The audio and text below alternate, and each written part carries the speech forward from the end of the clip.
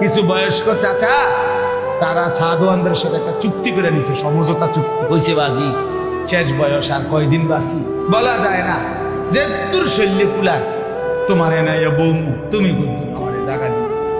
এই তো কইছে আর বইয়ের আজের আসা সামনে আমার এনে বইয়ের এই শিক্ষণ একটা টুল, হ্যাঁ কিন্তু বালা কোনো টুলও না, শিকন একটা টুলের মধ্যে ঘন্টার পর ঘন্টা বইয়া বইয়া এই বিড়ি খায়, বন খায়, চা খায়, নিজে গপ করে, মানুষের গপ শুনে, নিজেও গিবত করে, মানুষের গিবতও শুনে, আর যে দুর্শল্য কুলায় টেলিভিশনে বেরিয়ে নাচ দেখে।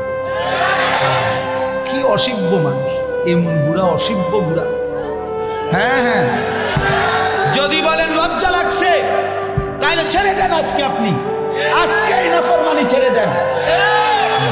যদি বলেন হুজুর বুড়া মানুষের এত বড় কথা করেন, আপনি কিসের বুড়া? বেড়ি সান এখন আপনি অনবিড়ি খান কেন? আপনি গুনাহ ছাড়বেন কোন দিন মিয়া? আপনার লজ্জা হবে কোন দিন? আপনার নাতি আপনার থেকে শিখবে কোন দিন? আপনার ছেলে আপনার থেকে শিখবে কোন দিন? আপনার আখলাক ভালো হবে কোন দিন? তাইলে আপনি অনগাইল্লান সুদের টিয়া গনেন, আমি শরব নাই মিয়া। এজন্য সোজা কথা, ইনসাফ করেন। 60 বছরও কি আখেরাত মনে পড়ে নাই?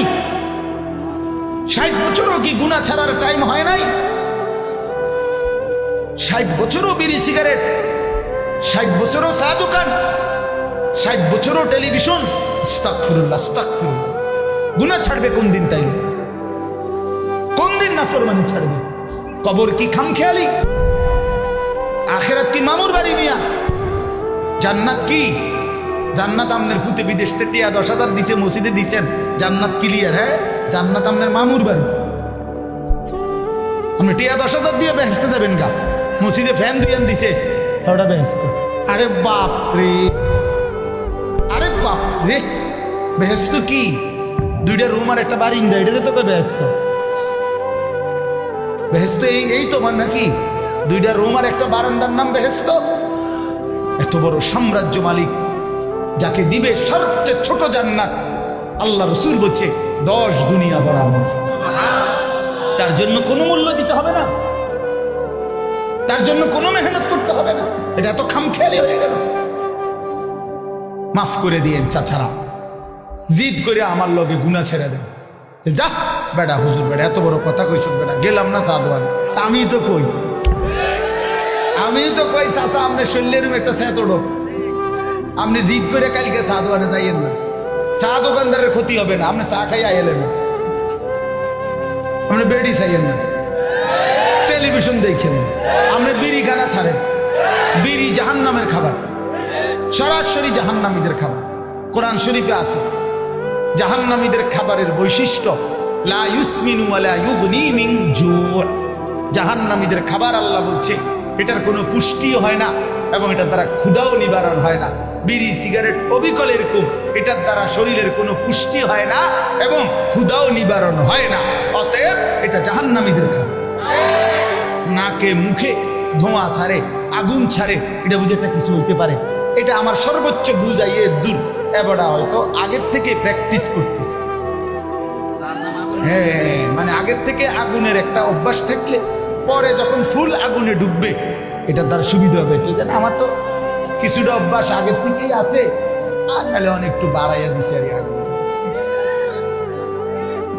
এই জন্য এটা লজ্জার বিষয়, শরমের বিষয়, হায়ার বিষয়। এটা বিড়ি সিগারেটের এই বদভ্যাস একেবারেই অপছন্দনীয় অভ্যাস। বাবা নওজোয়ান মাঝ বয়সী আপনারাও ছেড়ে দেন। কেমনে দাঁড়াবেন? রাসূলুল্লাহ সাল্লাল্লাহু আলাইহি সাল্লাম, প্রিয় ভাই নবী সাল্লাল্লাহু আলাইহি সাল্লাম 63 বছরের জীবনে কোনোদিন তিনি দুর্গন্ধ পছন্দ করতেন না। নবী সাল্লাল্লাহু আলাইহি সাল্লাম ঘামের গন্ধ সহ্য করতেন না, কাঁচা পেঁয়াজ কাঁচা রসুনের গন্ধ সহ্য করতেন না। নবী সাল্লাল্লাহু আলাইহি সাল্লাম বলছে 3টি জিনিস দুনিয়াতে আমার সবচেয়ে প্রিয়। আহাব্বুল আশিয়া ইলাইয়া সালাসা, 3 জিনিস আমি নবীর কাছে দুনিয়াতে সবচেয়ে প্রিয়। এর মধ্যে 1 নাম্বার হলো আত্তিব, সুগন্ধি আতর। 1 নাম্বার নবীজির প্রিয় ছিল। নবী সাল্লাল্লাহু আলাইহি সাল্লাম সরওয়ারে দু আলম যে রাস্তা দিয়ে হাঁটতেন, একটু পরে কেউ আসলে বুঝতো মুহাম্মদ আরবি এই রুট দিয়ে গেছেন।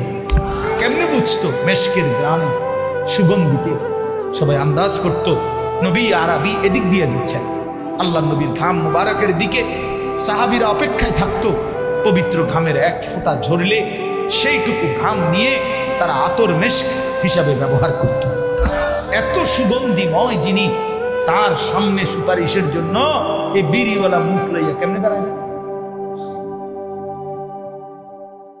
কথা বলেন না কেন? হ্যাঁ, হাসরের ময়দান কি সুপারিশের কোনো নিয়ম কানুন নাই?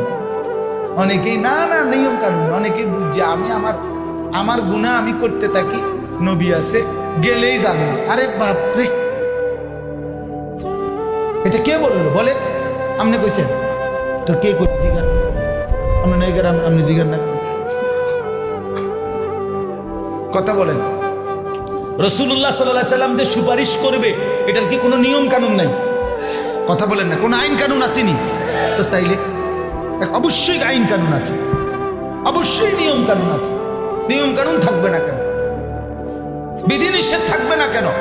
নবী বুঝি বলছে উম্মত তুমি মৃত্যু পর্যন্ত আল্লাহর নাফরমানি করতে থাকো, আমি তোমারে বেহেশত দিব, এটারই সুপারিশ। তা আপনারা কি বুঝলেন? অনবরত মিথ্যা, অনবরত অন্যায়, এটা তো ঠিক না বাবা, এটা তো ঠিক না। আপনাদের কাছে আমি অনুরোধ করলাম, রাসূলুল্লাহ সাল্লাল্লাহু আলাইহি সাল্লাম নিয়ত তো আসিল ওমর ফারুক ভাইয়ের কারণে মানে নরম কত ফাইলামে দোনা শক্ত হয়ে গেছে, মাফ করে দিয়ে, মাফ করে দিয়ে।